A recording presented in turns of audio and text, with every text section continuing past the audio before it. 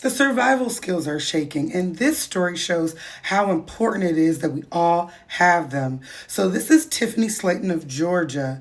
Tiffany is 28 years old, and she was missing out in the wilderness, the California snowy mountains, for 3 weeks, and she survived. She was recently found. She's speaking out. There's a lot to the story.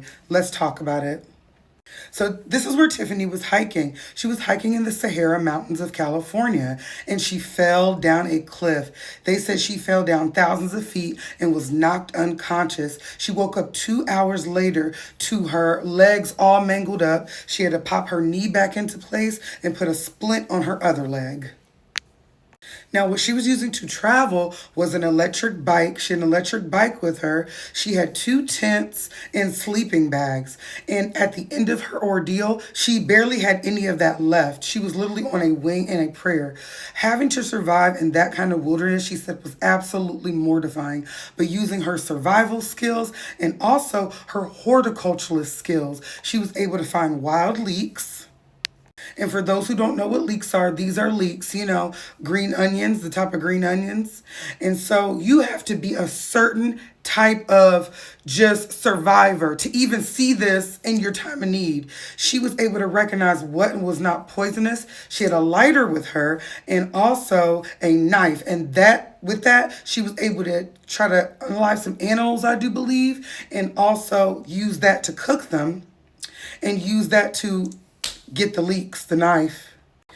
This is it. And I want to keep showing you pictures of the mountain because I see them showing a lot of pictures of her, and thank God she's here. But this mountain, falling down a mountain, I would have been mortified.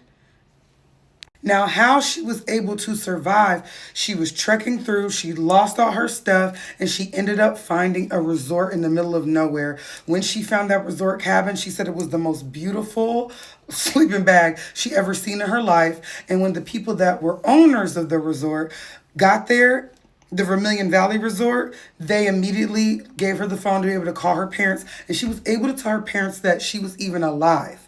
They reported her missing on April 29th. They were about to go out there. They said they had geared up and gotten all their stuff to go find their baby, and she was able to call them and say that, Mom and Dad, I made it. I'm not unalived.